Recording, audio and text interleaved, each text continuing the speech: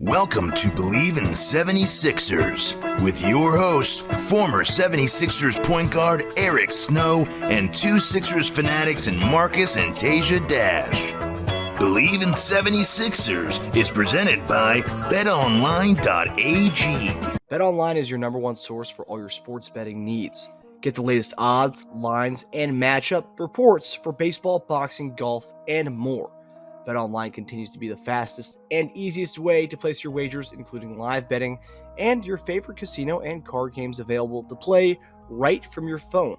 Head to the website or use your mobile device to sign up today and get in on the action. Remember to use promo code BLEAV for your 50% welcome bonus on your first deposit.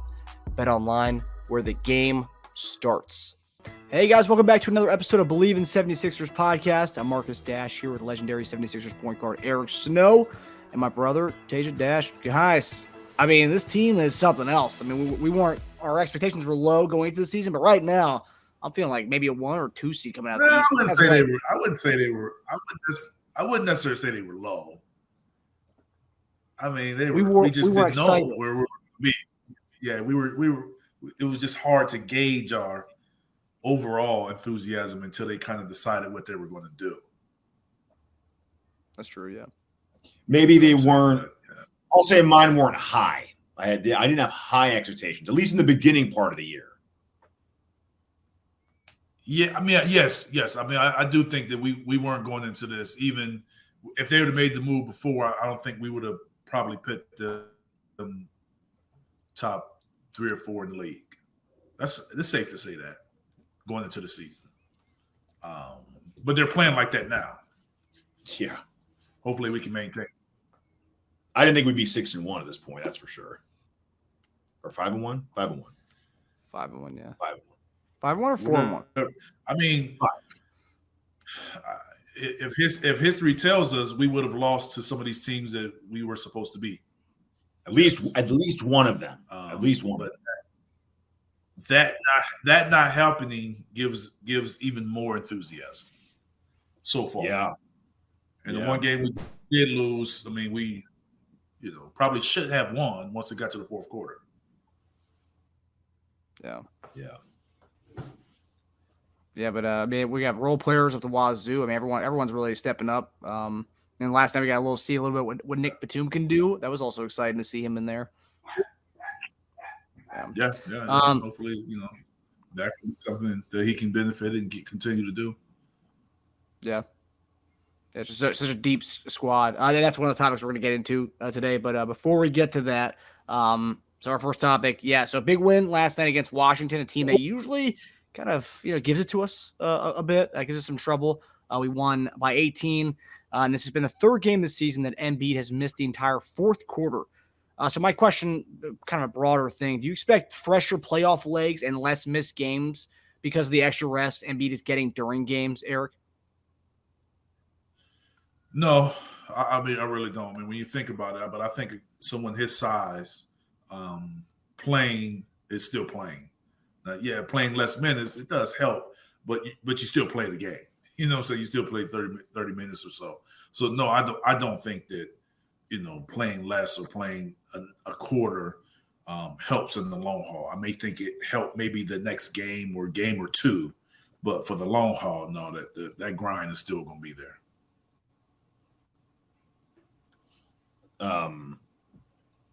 I try to find trends with like last season. There was a similar stretch where we were absolutely rolling. We had an 8-game win streak. And you played like 3 out of 4 games where you went like 31 minutes or lower. So, I mean, we've had stretches like this before. I think that was in March when he did that last year, and we were just killing it at that point. But that's the crazy thing. Like that happened in March when we were like, we got over the initial slump and we really started feeling the team. They really started gelling. The crazy thing about this is that's happening so early, which is really encouraging. Like they look like they've been playing together for a lot longer. I'm not gonna say a long time, but a lot longer than they have been. I mean, it's pretty much we have the core guys, but pretty much everyone outside of them is like new. We have such a high turnover rate with a lot of these guys, and it's just a bunch of good like veteran role players we have who just came in and accepted the role. I mean, it might have helped that they came from another team where they already had that kind of role. So we're just taking it and kind of running with it. And if Embiid doesn't have to play 34 minutes a night over a season, hopefully that would show up. I think the most interesting part about it is when we got Nurse, one of the main complaints were I kept seeing it, get ready for Embiid's knees to turn to mush, is what everyone kept saying, because he'll play his starters 35 minutes a game, even if they're killing a team. So that's nice to see, maybe an adjustment from Nurse, not doing that when you don't have to. Like when you're handling a team by 20, when your backups are good, just keep some of your guys out, get them rest. I mean, I think it's still early, and I think it's still situations. I mean, you look at, and this, I know it's another team, how the Lakers said they were going to play LeBron 29, 30 minutes. Yes, he didn't want to do that, but I think the situation, the way their games have been going, they've been competitive in the fourth quarter and could win, maybe not. So I think you still need kind of time to kind of see how this is going to go, because I mean, you hit a stretch where and I already know, like, just by the way the schedule is going, it's going to be the typical top team schedule, which means most of the top games are going to happen post NFL, where more games can be on television, and when that's television, so the schedule will get harder, with more of the top teams playing them more often and playing more often on television, national television. That's usually how it goes. So we have to continue to win these games you're supposed to win, and kind of build that rhythm. Try to get, because I think maybe this season, more than any season recently, home court is really going to matter. It's really going to matter, because I think you're going to have so many teams that are close as far as winning percentage and total wins. I just think it's going to be a really close race for home court advantage.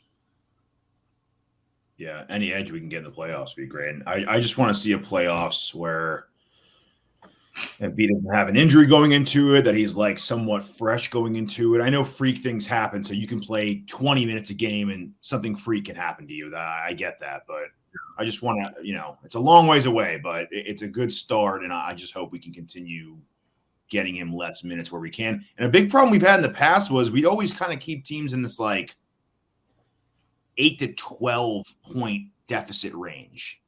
And then the second we took Embiid out, boom, a team would like bring it back up to 6, and we're like, all right, get back in there, big fella. Let's get that lead back up to 15 again. It seems like that's a little different too. Like the Nurse is getting the rest of the team cohesive enough to like build on leads when he's not in the game now. And it's like, okay, I guess I think if I had to point to one thing for that, I would say that's where Maxey's has gotten better.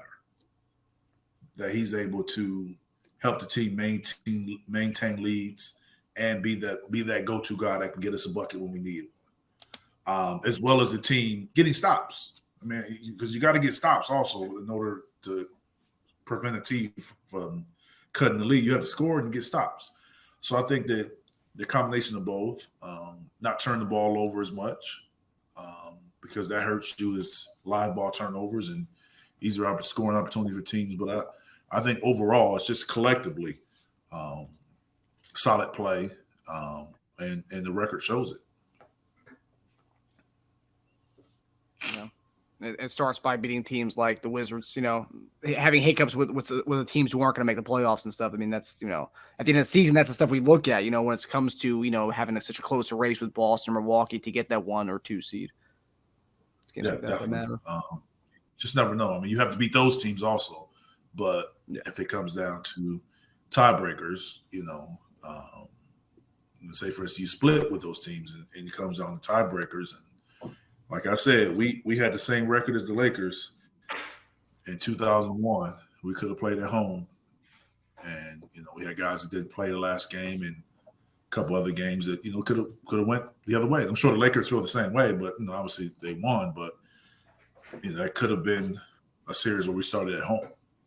So And I've been in other series where, we had ties. And I remember my first year in Cleveland, we had a tie for the AFC with the Nets. And the Nets got in because they won the tiebreaker. Oh, man. So,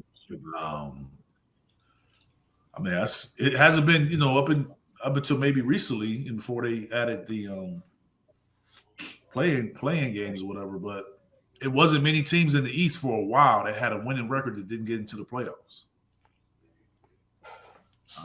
And that was my first year in Cleveland. That happened to us. We were tied for the AFC with the Nets, and they had the tiebreaker. So I've personally experienced, ties and all that stuff mattering during the season. Yeah.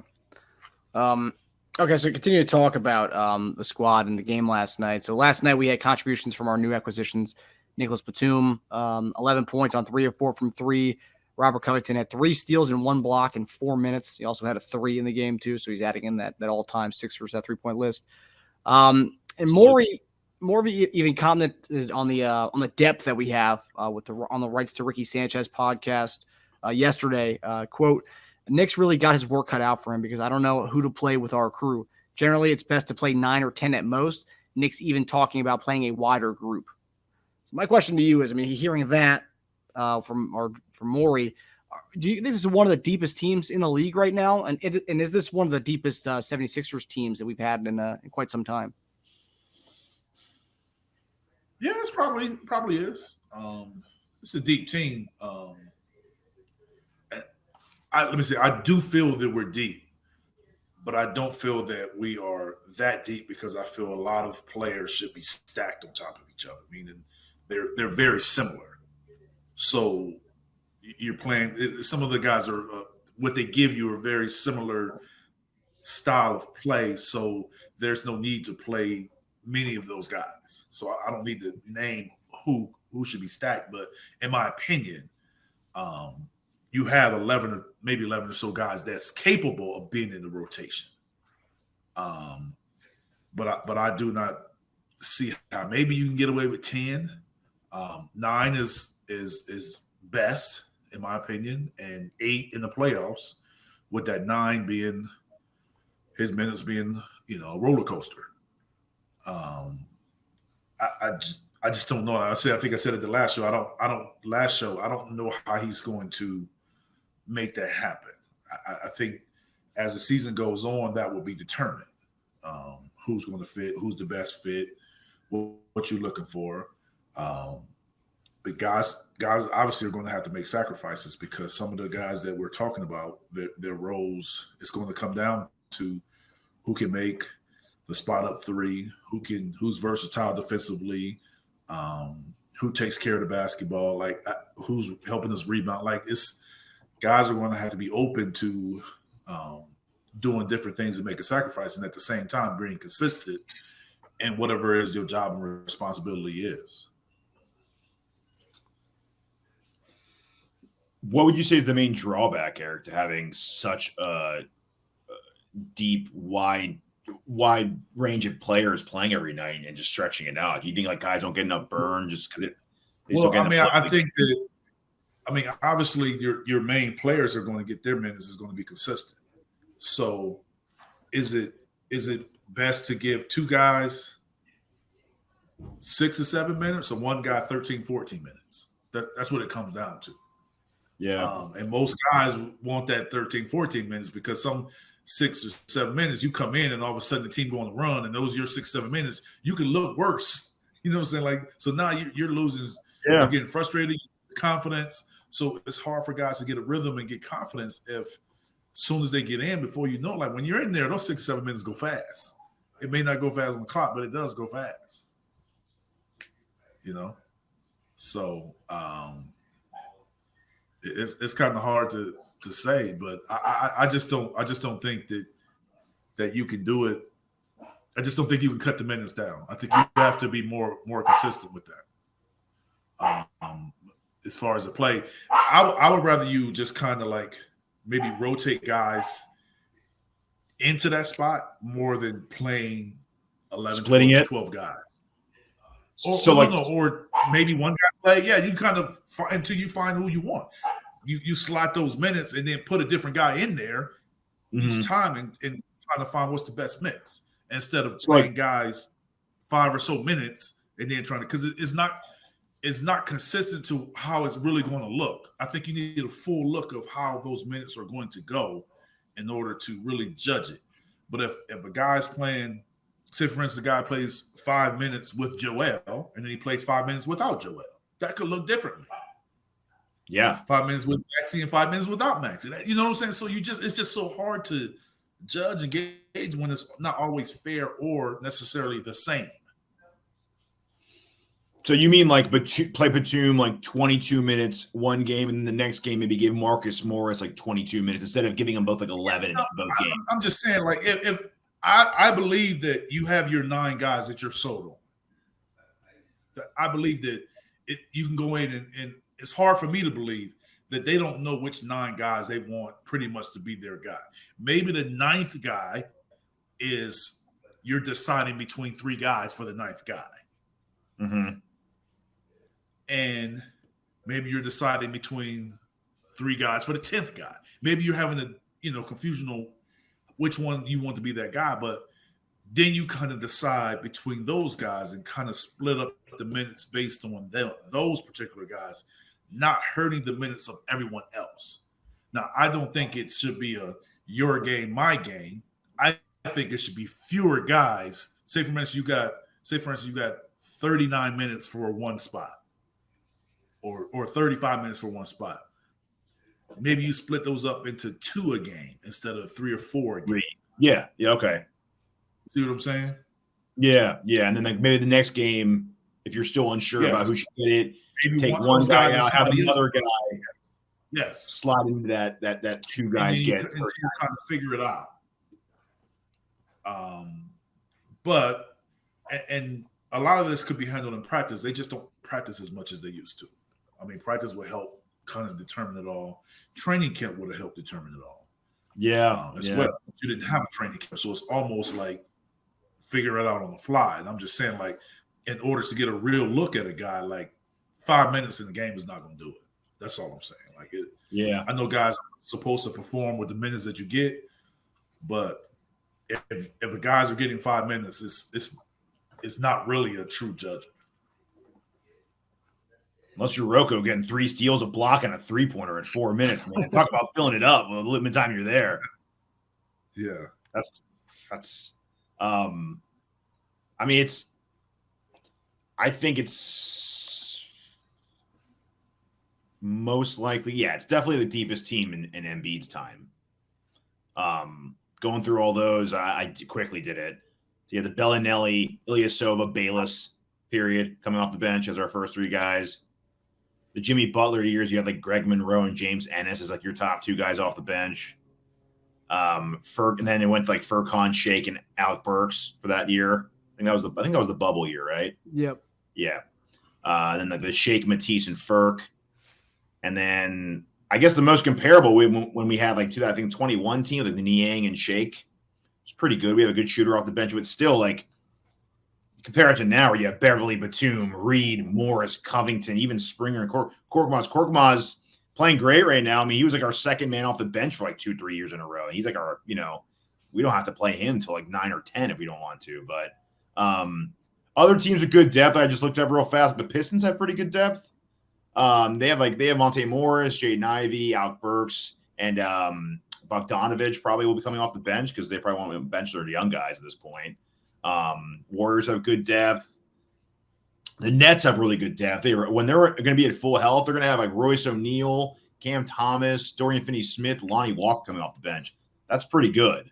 The Lakers too, obviously, they're not having as much success, but when they're at full strength, Gabe Vincent, Torian Prince, Christian Wood, probably either Vanderbilt or Hachimura, probably Vanderbilt come off the bench. But yeah, I think we're right up there at the top. I mean, granted, I expect us to do maybe a consolidation trade where you trade like 2 of those guys that we have come off the bench to get like, our guy, our starter back. But I think this season we're going to have good depth. Even if we're so deep right now, we can afford to do a 2 or 3 for 1 and still have really good depth the rest of the season. It's a good problem to have. Yeah. Based on Maury's comments in that podcast, it doesn't sound like he's making any moves anytime soon. He says he's gonna stand pat till he sees the right deal, and he's gonna let these guys play since they're playing so well as of right now. Obviously, really early and small sample size. But when he says, Eric, generally it's best to play 9 or 10 at most. He said Nick's even talking about playing a wider group. Does that mean he's going to go all 12 guys in the rotation? I mean, that sounds kind of playing a wider group from 9 or 10. I have no idea what that means. That as far as doing it, in my mind, it tells me that they're not sure who those 9 guys are. That's the only reason I would think that if you're sitting up here saying that we prefer 9, but we may play 11, that means you don't have your 9 secure. That's what I get from it. You're just not secure in which guys is going to be, and you're still trying to figure that out. Yeah, we played 15 last night. 15 guys played last night. Yeah, last night. Yeah, that don't surprise me. With the way the game went and Joel not playing in the third quarter, like that don't surprise me. It's the next game. If you're trying to seeing how that go and Boston playing a tighter game going into the end of the game and tighter game. A game that's tight almost the whole game and back and forth and pretty much stays within 6 points or so. That's going to tell you a lot as far as what he believes, how he trusts people and who he trusts, and that's going to tell you more as we get more games like that. Yeah, we had 7 different guys with a block yesterday. Damn, pretty good. Yeah, it's a long team. Yeah. All right, so yeah, that takes us to our final topic. So big game Wednesday night, hosting the Boston Celtics in an early battle for the number 1 seed in the Eastern Conference. Very early, extremely early. Celtics had their first loss last night against the Timberwolves in a great game. Anthony Edwards, man, he's something else. But Celtics coming to Philadelphia, they are a 1.5 point favorite on the road. How do you guys see this game going? We have to win. We need to win. We will win. I like this. By at least 2 points. So I guess we cover. Yeah. Right? Yeah. I say it right? Yeah. So we're a 1.5 point dog. So yeah, if we win by 1, we cover. Right. If we win by what? Even if we win by we win, we cover. Yeah. If we lose by 1, we cover. I hate that we're 1.5 point underdogs. I just don't. I don't have points in basketball because we're at home. It's like 2 teams that are tied 1.5 point underdogs at home. I don't know with how well we're playing. The casual better would want to take us because you're at home. At some point, playing Boston is going to have to be personal. Yeah. It'd be nice. Why are you so you look like flabbergasted by that, Marcus? Why look so? I think the casual better is taking Boston over Philadelphia. Why? We're tied in rankings. I mean, 80% of the bets have been placed on Boston. So I mean, I think the casual line's been up for like 3 hours, but like, yeah, I mean, still though. I mean, people just don't see us on the same level as them. So we are. We're tied. I think when you see a 1 point spread between those 2 teams, people are going to say, "Oh, 1 point for Boston." Yeah, Boston's going to win that by more than 1 point. And at Philly, though, it's at Philly. I mean, that's a big deal.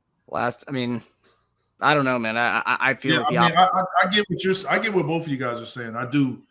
I feel we're going to win. Third straight road game for Boston, by the way.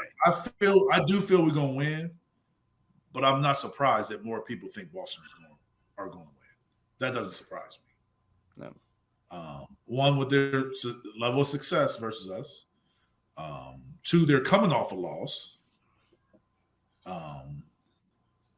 So it doesn't surprise me that more people are going the Boston route because teams, I do think that people feel they're better. And in the last few years, they have played better than us. But it's a new season. I just don't think – I don't even think it'll be – I don't want to say it's going to be an easy win, but I think it's going to be a comfortable win in the end. I don't think it's a game where they're fouling to get free throws. Like, I don't think it's like that. I just think traveling from Brooklyn to Minnesota, back to Philly, and then back to Boston again. I mean, 3 straight road games is not easy. Yeah, I mean, the road games don't matter. Don't mean as much to me like they used to when I played it how it was, because they don't play back to backs most of the time on the road game. If it was a back to back, I would be more inclined to say maybe. But if it's not back to back, I mean, the way these guys travel, man, it's not that. I wouldn't put no, it's not that daunting. Weight. I'm saying I wouldn't put as much weight on the trip as much as I would just put weight on, as you said before, it's a road game, but not necessarily the trip. Yeah, I don't know. As a bettor, if I was looking at it in that game where 2 teams are so equal, especially in standings, I look at who's favored in that and giving the home team who's tied in standings points. I just feel like you almost have to take that if you're a bettor. But I guess people just don't think Boston's going to lose 2 in a row. So, and Boston's been playing really well. We've been playing really well. I mean, so, Yeah, I mean, some people may just think we're bound to lose a game. I mean, if you look at it, the team we lost to was a top team. Yeah. Teams we beat weren't top teams. It depends on how you look at it. We got a lot of wings now, too. So we see it differently. We spend a lot more time with the Sixers than maybe other people do. But yeah, people, if you're not really following them a lot, you look at this and you'll be like, man, Boston has, they have their number, or they're playing well, or they haven't beaten anybody. They lost to Milwaukee, they hadn't played anybody. So, like, it's easy for people to kind of say those things. Yeah, when sure. They're yeah, they're. I'm so pumped for this game. I think it's going to be a really good game. Man, I have Boston winning a tight one. Yeah. So I think. Did you say what you're doing? If I didn't know the spread, did you say what you're doing? What do you mean? Yeah, I think Boston's going to win a close one. If there was no you spread, think Boston's going to win us? We'll win it? Yeah. I mean, thanks a lot.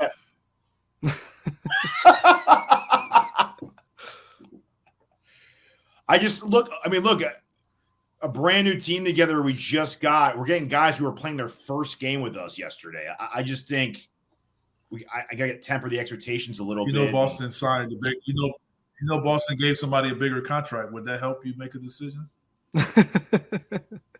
They did it. Hey, they traded for a guy with a pretty big contract, didn't they? Yeah, I mean, you can get down on them too, That team's been together on the court, I guess, this year longer. They've had, a majority of training camp for the most part together. I mean, I know Drew was a late addition, but I feel like we're going to have some games where we're feeling each other out a little more. I mean, everything went right the past couple games for us for the most part. And we are jumping up in our quality of opponent here. I do feel that the guard play is going to come into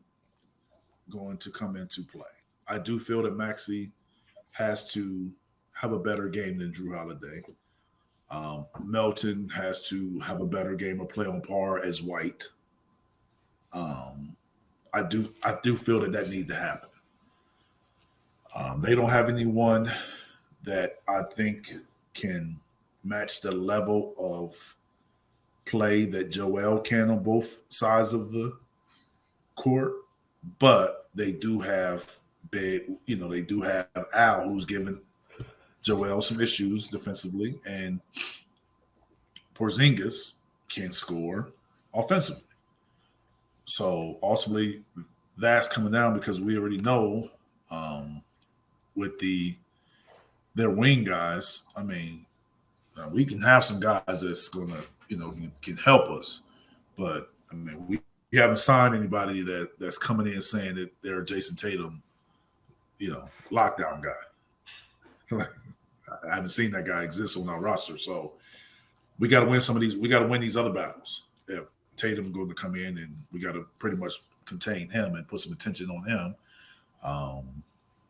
You can't let Brown also go off. I mean, it's even tougher if both of those guys are having a great game. So obviously you have to maintain that balance of defending them, but we definitely got to win those other battles. And then our bench has to be better. Yep. Well, it's definitely the first time in a long time where we're playing Boston and we have definitively the better bench. That hasn't happened. It's always been the opposite. They always had the guys that came in and killed our second unit when Joel came off. Yeah. This time, it'd be funny if it was the complete opposite. We win because of our bench. And Marcus Morris, a little revenge game for him, too. There you go. Yeah. So, yeah, that's a guy that'll help make it personal. And Beverly always makes it personal. Yeah. So that's amazing right there. So, either way, you have that. Porzingis, besides the last game against us, he's had some really good games. 24-10, 30-9, 32-9, 22-18, 22-7.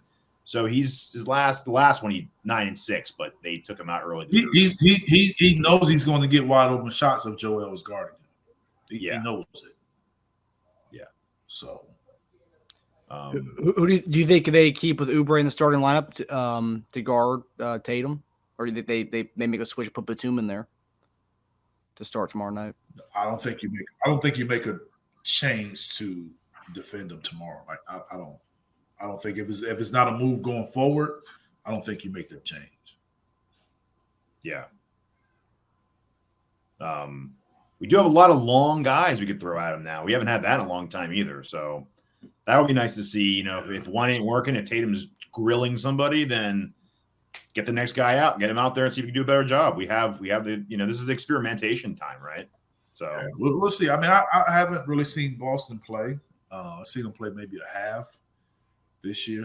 So it'll be a learning experience for me as far as their team. So I don't really know. I mean, I know the guys on their team, but as far as how this team this year is playing, it's going to be a kind of a wait and see for me.